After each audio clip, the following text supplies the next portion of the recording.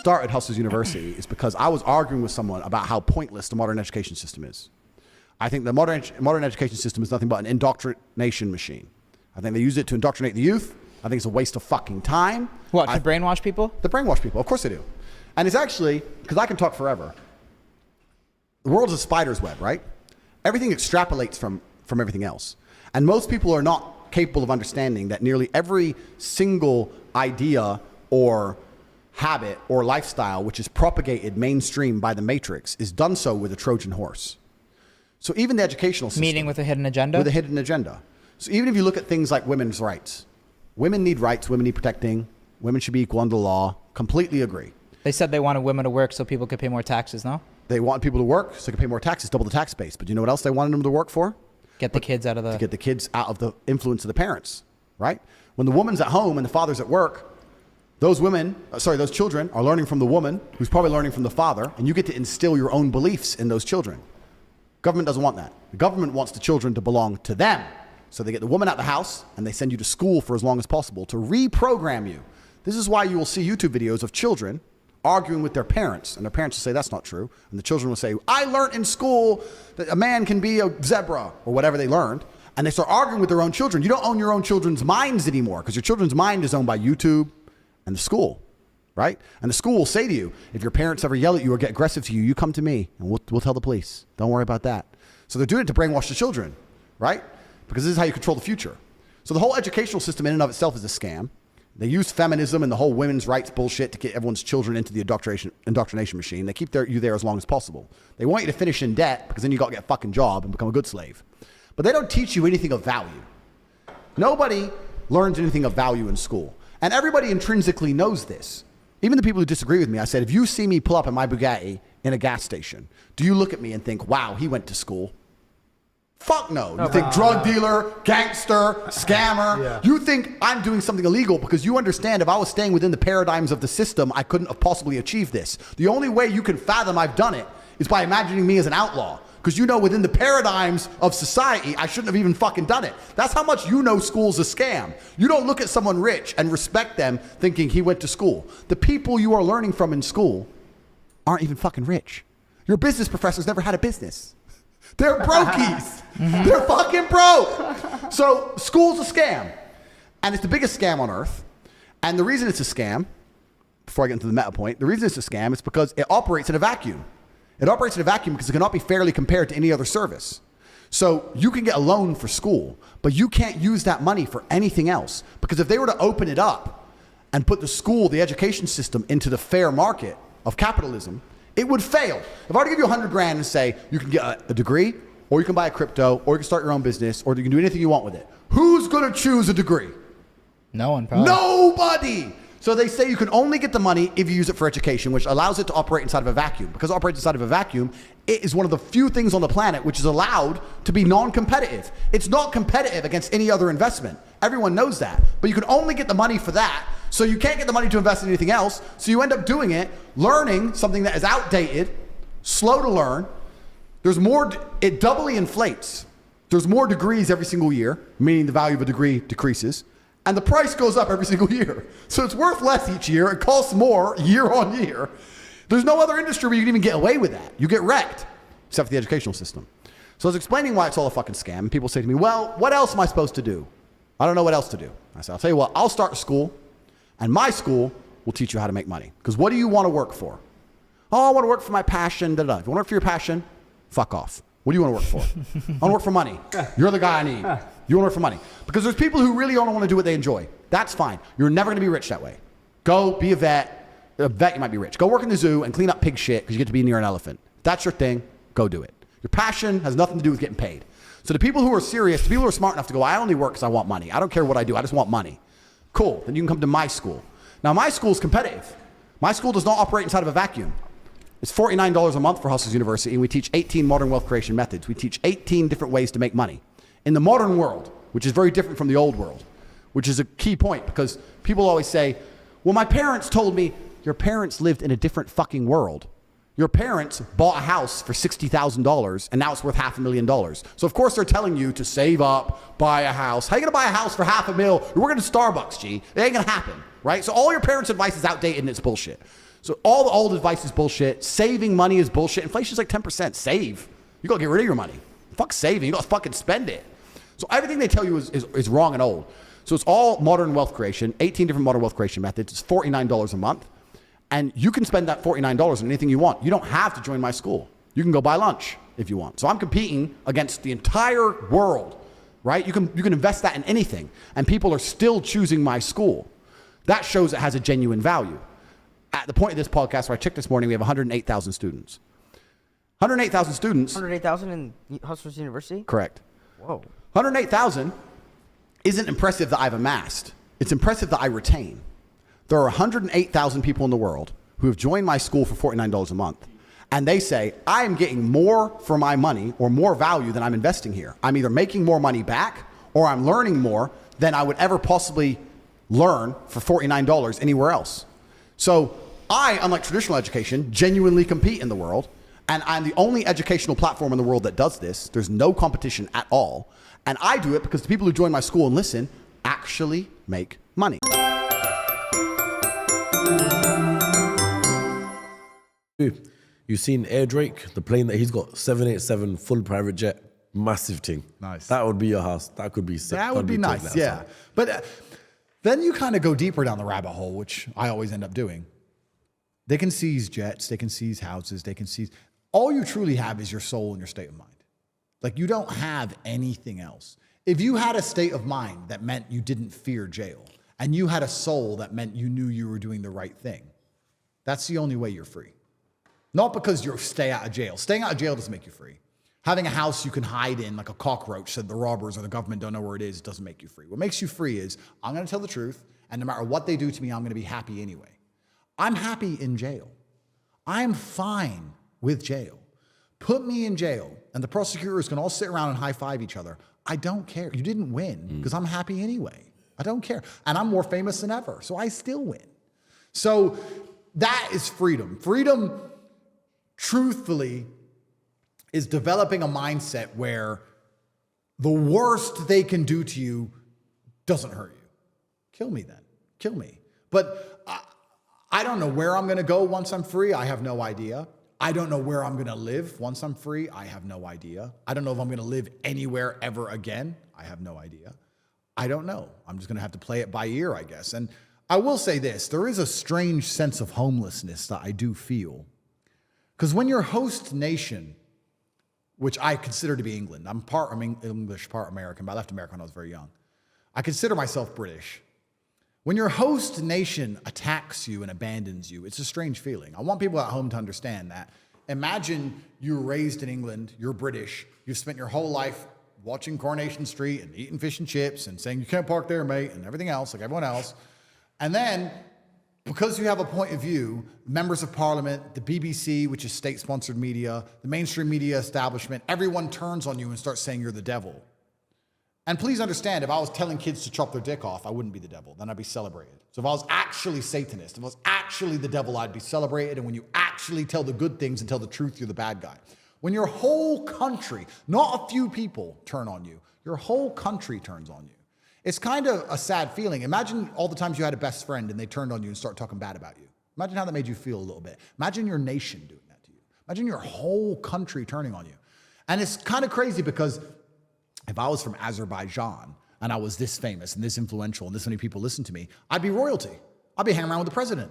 And they'd say, good job. Yeah, you did great for Azerbaijan. Thanks for telling the truth.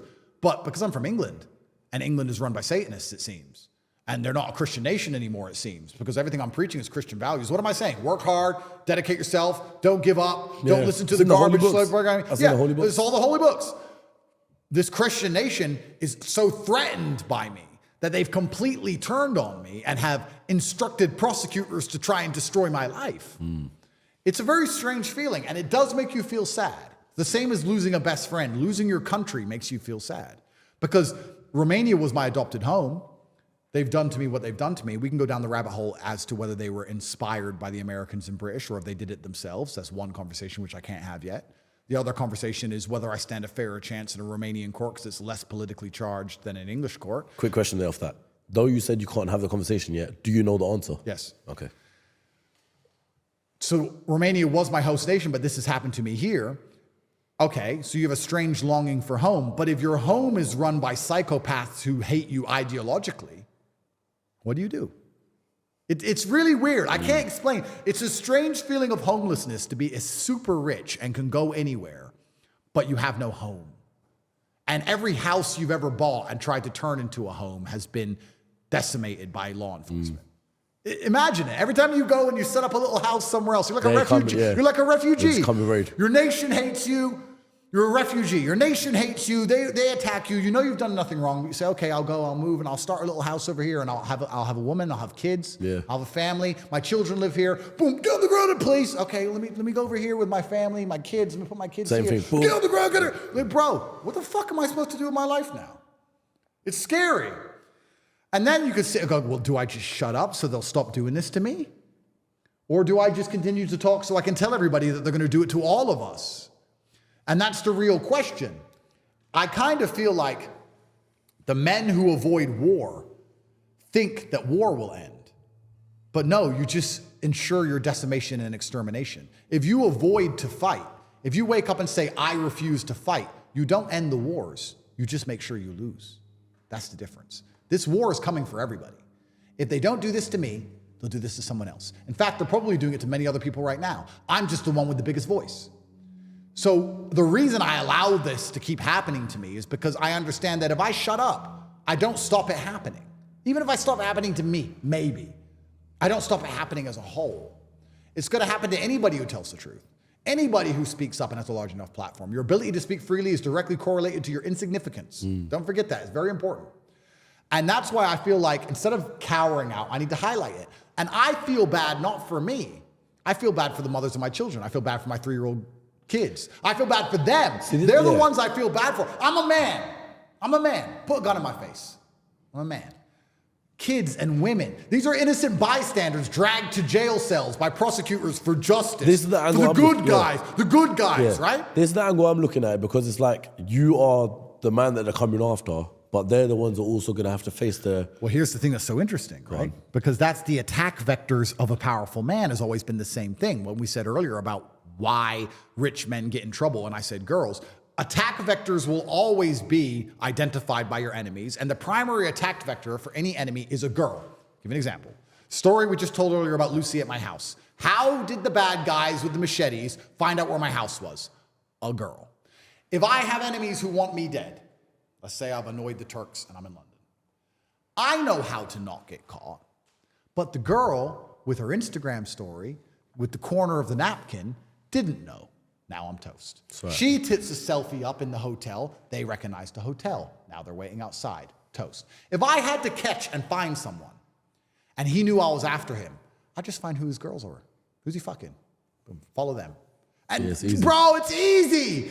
It's so easy because women have no OPSEC. It's funny because I've seen it firsthand as well. Bro, they care more about their Instagram likes than your life. Yep. That woman you're in love with, that woman you'll do anything for, cares more about getting likes on her Instagram than you getting stabbed to death. Because if you say to her, don't post that.